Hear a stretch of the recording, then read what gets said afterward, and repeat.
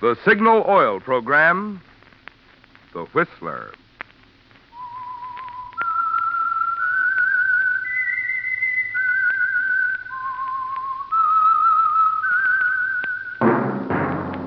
That whistle is your signal for the Signal Oil Program, The Whistler.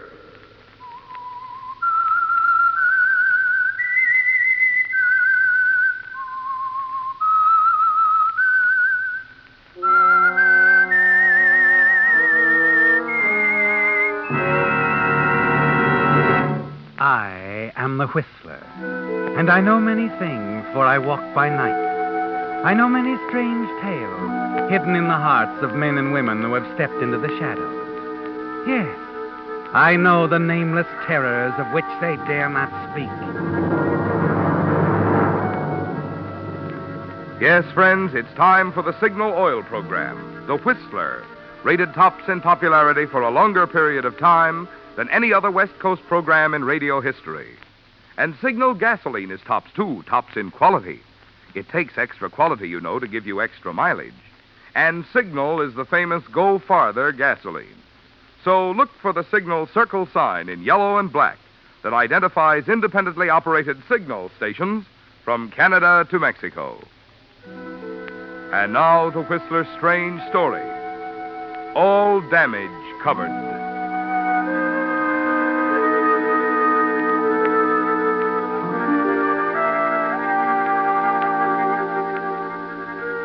As usual, the swank orchid room was crowded. And the reason for the popularity of this small nightclub in downtown Los Angeles was obvious. At the moment, the tall, slender girl with the honey-colored hair stood before the microphone on the dance floor, swaying with the rhythm of her song. Just who can solve its mystery? Why should it make a fool of me? Maxine had sung those words over and over, night after night. But suddenly she seemed to be singing them for the first time. Suddenly she was the woman the words were written for. The thought of killing him had occurred to her before, but never in the middle of a song had she known this cold-blooded, this passionate desire to kill the man she'd married. What is this thing called love?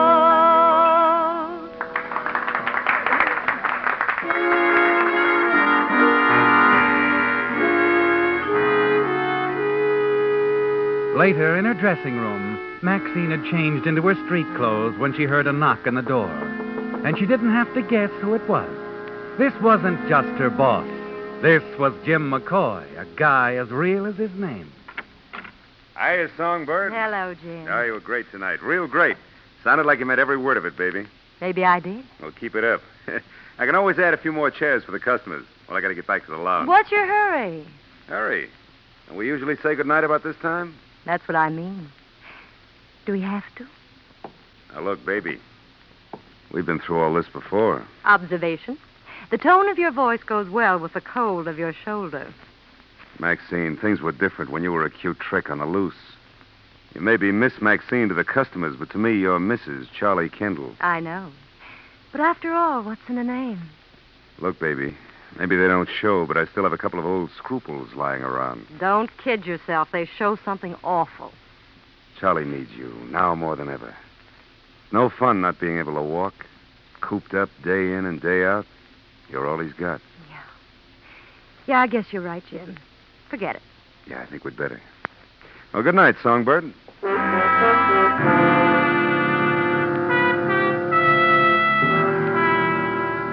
And so, Maxine, a half hour later, you're driving over the freeway, going home to Charlie, your husband. You can't help but admire Jim for turning you down, can you? Because of the way things stand. Because you're married to Charlie. You drive on through the night thinking about it. And by the time you reach the outskirts of Ellenville, you've decided that there must be a showdown with Charlie. As you start to plan the things you'll say. Sorry, lady, roadblock. Oh, but I live in Carpenter City. I've got to get home. There's been a landslide. Won't be able to get through for a couple hours yet. Oh, Oh, I see. Train coming through in about 10 minutes from L.A. Now, if you'd rather, you can go back to the main road, take a 10-mile detour. No, thanks. I'll take the train. You turn your car around, and minutes later park it on a quiet side street near the depot and hurry to catch the train.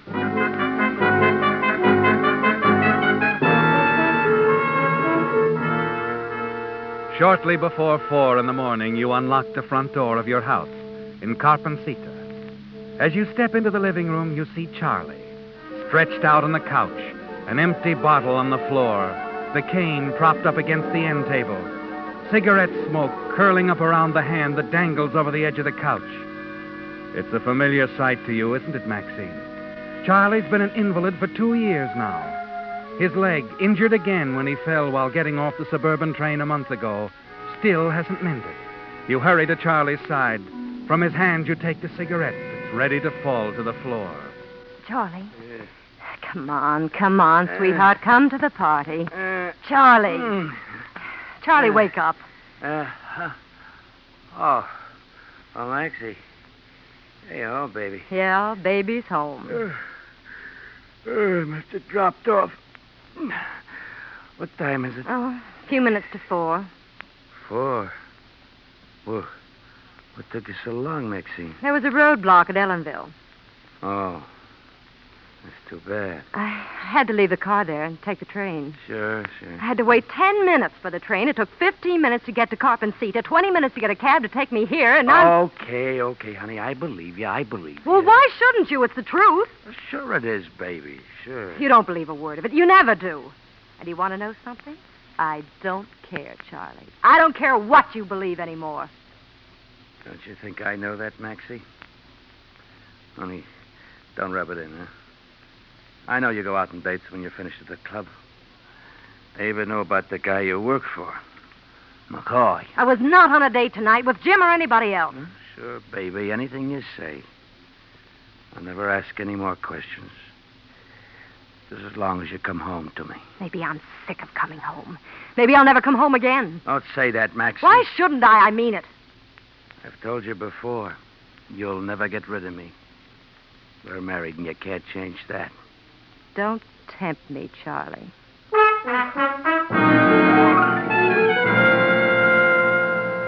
You struggle to control the rage that's sweeping over you. Turn away from Charlie and hurry into the bedroom. You stand there in the darkness by the open window while the frost of night bites the anger in your cheeks. The train, Maxine. Yes. Why couldn't it have been late tonight? 10 minutes late. 10 minutes. The cigarette would have slipped out of Charlie's hand. The straw rug would have caught on fire. It would have solved all your problems. Suddenly an idea flickers through your mind. It could happen again. Charlie could fall asleep with a cigarette in his hand. There'd be a fire. But you'd be somewhere else when that happened, Maxine. An alibi. All you need is an alibi. And in an instant it becomes crystal clear to you how you can get one. Maxie. Huh? Oh, what is it, Charlie? Oh. All by yourself in the dark, baby? What's on your mind? The train, Charlie. I was just thinking about the train.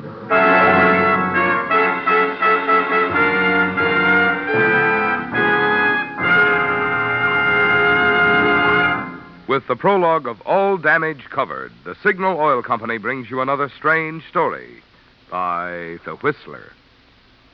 You've heard me talk about the more thorough, more conscientious service that cars get at signal stations because signal dealers are in business for themselves and have a personal interest in pleasing you. Well, typical of this are the extras you enjoy when you have your car lubricated at a signal service station. Instead of taking the chance of remembering the many vital points on each make of car, signal dealers follow a factory-recommended lubrication chart, which plainly shows every lubrication point on your car. Also, signal dealers use 9 specialized signal oils and greases, so each part will have the exact type of protection it needs. But do they stop there? No, sir. Just to make doubly sure not a single part has been overlooked, they check each point again, which is why it's called Signal Double-Check Lubrication. Now, that's the kind of lube service you want if your car is to give you the long, trouble-free service that was built into it. And that's the kind of lubrication you get from friendly, independent Signal dealers. And now, back to the Whistler.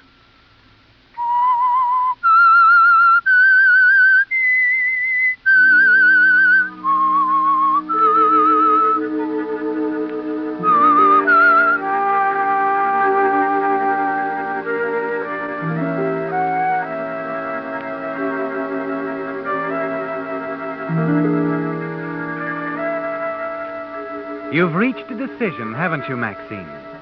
You're going to rid yourself of your husband, Charlie, once and for all. And you know exactly how you're going to do it. You can see it all now, the way it's going to happen.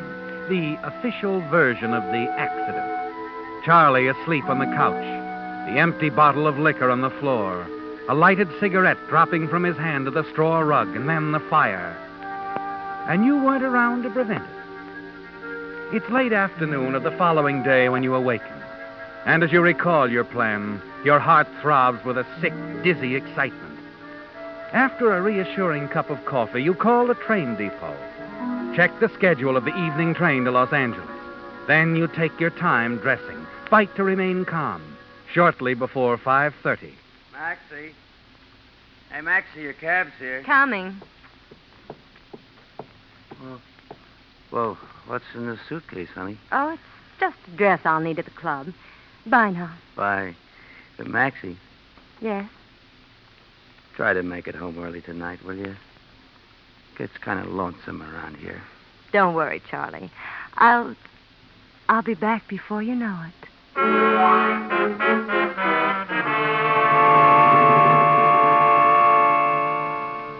A quarter of an hour later, you reach the depot. Buy your ticket and start for the train. You're about to put your plan into operation, aren't you, Maxine? And you smile to yourself as you think of the first move. Charlie's accident on this very line put the idea into your head. As you reach the train, you start up the steps. One step and then another. And as you near the platform, you deliberately place your foot between the two steps and throw yourself forward. Miss, are you hurt? I don't know. Here, wait. Here, let me help you. There. You'd better sit down. The train's moving. Thank you. I'll be all right.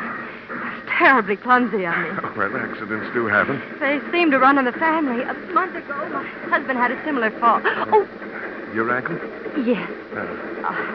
It'll be all right now, I'm sure. Well, is there anything I can do, miss? No, thank you. Well, I'm sorry. I'll have to have your name, miss. My report, you know. It's just routine. Oh, of course. Mrs. Charles Kendall. Mrs. Charles Kendall. Address, please. 752 Mapleton Drive.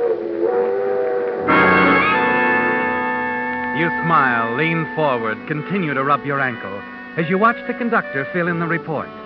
Everything's there, isn't it, Maxine? Your name, the date, time of accident. Yes, everything working according to plan. You've established your presence on the train to Los Angeles. As soon as the conductor is out of sight, you pick up your suitcase, hurry into the ladies' room. A few minutes later, you emerge wearing a dull, faded coat, a drab hat pulled down over your eyes. All traces of your original makeup have been removed. And in your new makeup, you've suddenly become a different woman. A plain, older-looking, unattractive woman. Belleville. Next stop, Belleville. As the train stops, you get off without delay and hurry away from the depot. You find your car where you'd parked it the night before, on the quiet side street, and minutes later you're racing a good 70 miles an hour along the road back to Carpencita. Luckily, your train is a slow train, because you must make up a good 35 minutes before it arrives in Los Angeles. It's dark now, and no one sees you as you arrive in Carpencita. You quietly park in an alley and then walk quickly to the rear entrance at your home and slip inside. And then you're standing in the living room, looking down on Charlie, sprawled out on the couch. The sleeping powder you slipped into his drink before you left has taken effect, hasn't it, Charlie? Charlie? He doesn't stir. Quickly, you light a cigarette. Drop it on the straw rug. In a few seconds, it begins to smolder. In strange fascination, you watch the flames begin to creep along the floor. And then you turn and run from the house.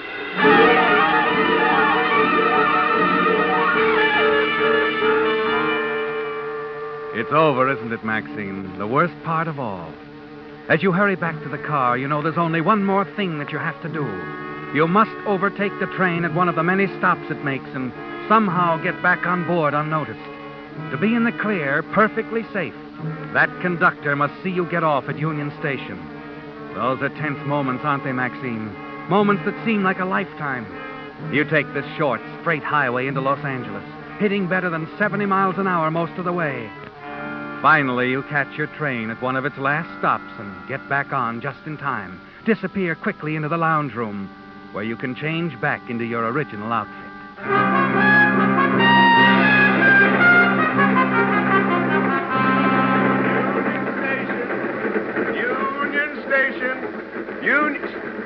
Oh, Mrs. Kendall. Ankle better, Mrs. Kendall? Yes. Yes, thank you, conductor. Oh, that's fine. Union Station. Your plan has worked perfectly, hasn't it, Maxine? You keep telling yourself that over and over again. And then, as the train stops and you walk back to step off, you freeze suddenly and stare in terror at a man standing on the crowded station platform. Oh, no. You recognize him, don't you, Maxine? This man in the pinstripe suit. Instantly, your mind goes back to that night a few weeks ago when you came home late, just as this same man was leaving, and you heard him say to Charlie, Now, don't worry, Kendall. I'll take care of everything. It's all clear to you now, isn't it, Maxine? Now you know why this man in the pinstripe suit was talking to Charlie a couple of weeks ago. Charlie was hiring him to follow you. Perhaps he was following you tonight. You step back into the train, hurry through the cars, and get off further down the platform. It isn't until you climb into a taxi and try to settle back that you realize you're trembling all over, shaking uncontrollably. Somehow you manage to compose yourself, regain your confidence for the time you reach the club, and go inside to greet Jim at the bar. Hiya, Songbird. Hello, Jim. Say, your feathers look a little ruffled. You're limping. Oh, I fell and scraped my knee while I was getting on the train tonight. Train? How come you took the train? I was too tired to drive all the way home last night, so I left the car in town. Well, you better take it easy. Sure you want to go tonight? Oh, don't worry. I'll make it. Okay. How's Charlie? Charlie? Don't tell me you've forgotten our little conversation last night. Oh, no, Jim. I haven't forgotten. As a matter of fact, I'm very grateful to you. You made me see what my duty was. Yeah. Glad to hear it, baby.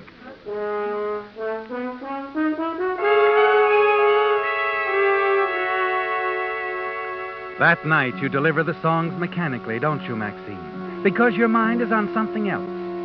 It's been 4 hours since the fire started, and you still haven't had any word.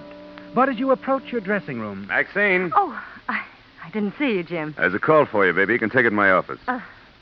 Call? Mm-hmm. Who is it? Long Do you know? distance, yeah. Cop and seater. Probably Charlie.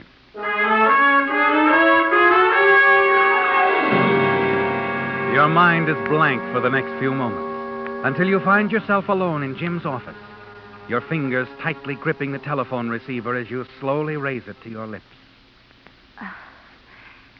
Hello? Mrs. Kendall? Yes, this is Mrs. Kendall. This is Captain Craig, Carpenter City Fire Department. Oh? I'm sorry, Mrs. Kendall. I have some bad news about your husband.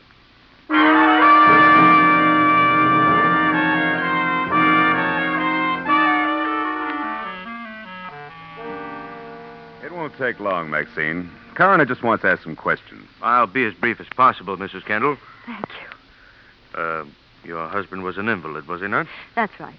Smoked quite a bit, is that correct? Yes, he smoked quite a bit. And he was a heavy drinker as well. Well, drinking helped relieve his pain. Oh, don't misunderstand me, Mrs. Kendall. I'm not trying to establish that your husband was a chronic alcoholic, just that he did drink at times to a point of... Yes, he did. Oh, then I think the conclusion we drew from the evidence is correct. Your husband fell asleep with a lighted cigarette while in a state of intoxication. The cigarette fell, and that was it. I was afraid that would happen someday. I warned him so many times. Easy, Maxine. Mrs. Kendall, if you'll please sign this. What? Yes. Honey, you're trembling. Here, I'll hold it. I... What is it, Mrs. Kendall? Oh, nothing. I'm just upset, that's all. Oh, I'm sorry, Mrs. Kendall. Thank you for your cooperation.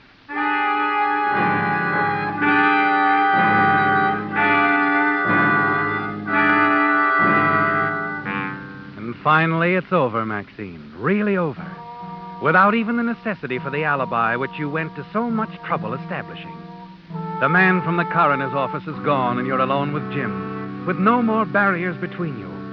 It's all you can do to keep from blurting out how good you feel inside, how little you need the rest that Jim is trying to insist upon. I still think you should take it easy, honey. Stay in bed for a while. Oh, no, Jim. I'm not going to let myself brood about this. I want to work. It'll help, I know.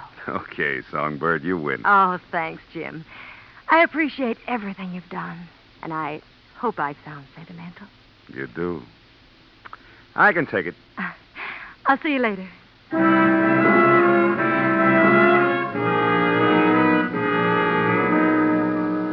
What is this thing called love? This funny thing called love. Just who That night, your song is different. The nervousness is gone, isn't it, Maxine? Suddenly, you're gripped with terror, and the song dies in your throat. A fool of... Through the amber haze, sitting motionless at the bar, you see the man in the pinstripe suit. In that instant, you're certain he was hired by your husband to follow you. You don't know how long he's been following you, but in that moment of desperation, you suddenly turn, flee from your surprised audience toward the dressing rooms.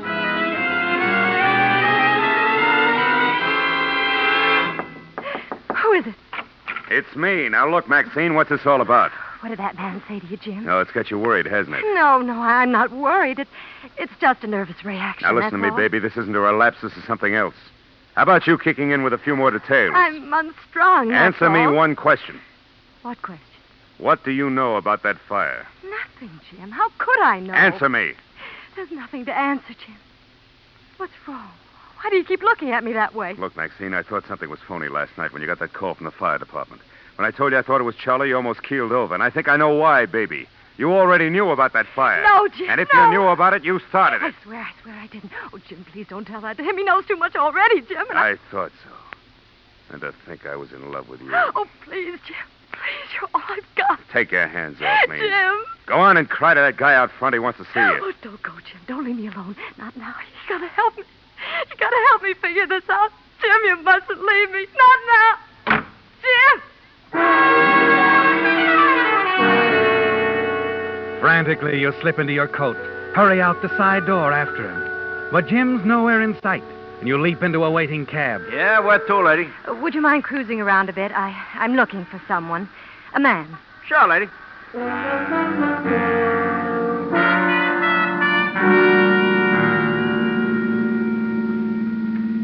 See me out, lady? No, I don't. But let's not stop. Okay. You sure the guy you're looking for ain't looking for you? What? There's a black car been following us ever since we started. No, that's not the man I want. Driver, turn the corner. Do anything but lose that car.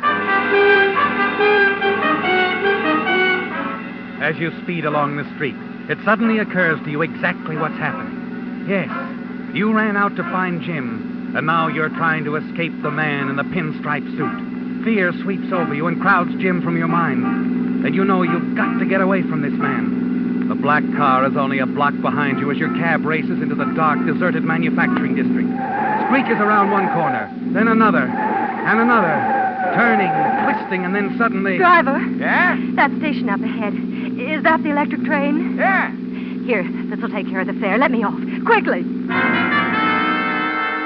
The black car is nowhere in sight as you leave the cab and hurry to the dimly lit, deserted station.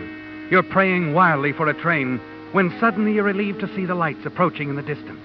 And then as you step out on the platform... Hey there. You see the man in the pinstripe suit hurrying toward you. Quickly, you run down the platform, dart behind a stack of packing cases. Mrs. Kendall, wait a minute. You hear his footsteps approaching along the platform. Your hands move up in front of you. You wait. And then as he steps into view, you lunge. I'll kill you, too. Hey. I'll kill you.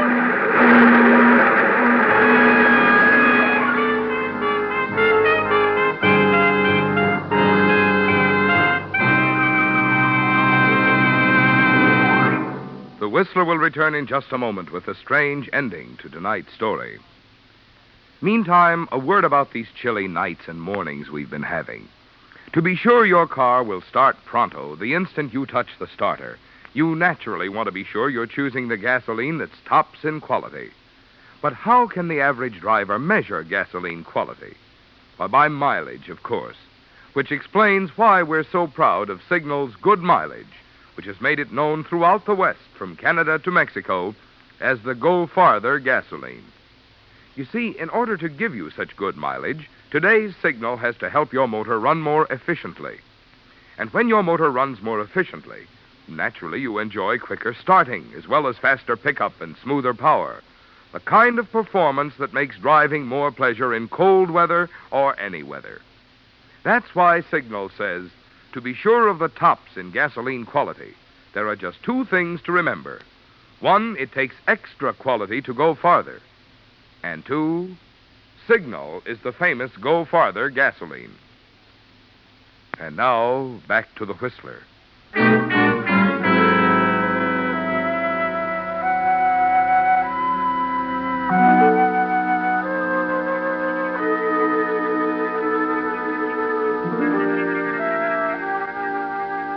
The small group of passengers had gathered on the station platform. Standing around in shocked silence, they'd waited until the ambulance arrived and the police.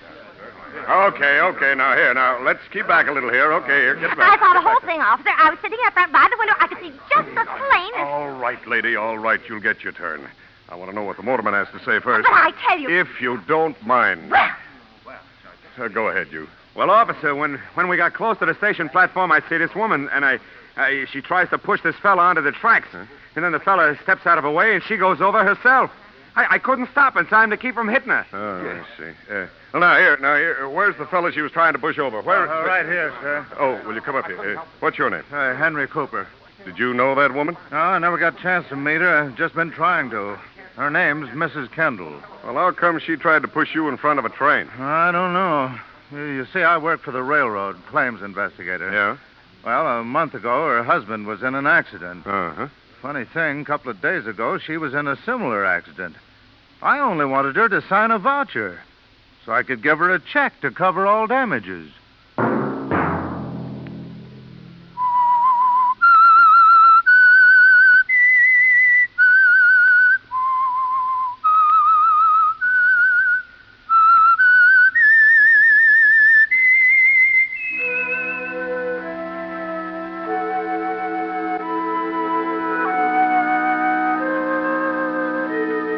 Let that whistle be your signal for the Signal Oil program, The Whistler, each Sunday night at this same time.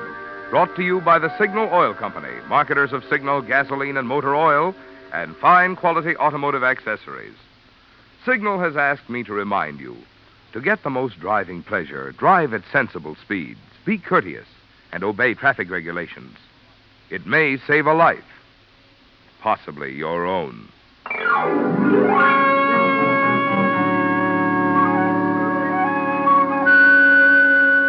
Featured in tonight's story were Doris Singleton, Gerald Moore, and Wilms Herbert. The Whistler was produced by George W. Allen and directed by Sterling Tracy, with story by Robert Stephen Brody, music by Wilbur Hatch, and was transmitted to our troops overseas by the Armed Forces Radio Service. All characters portrayed on the Whistler program are fictional. Any similarity of name or resemblance to persons living or dead is purely coincidental. Remember at the same time next Sunday, another strange tale by The Whistler. Marvin Miller speaking. This is CBS, the Columbia Broadcasting System.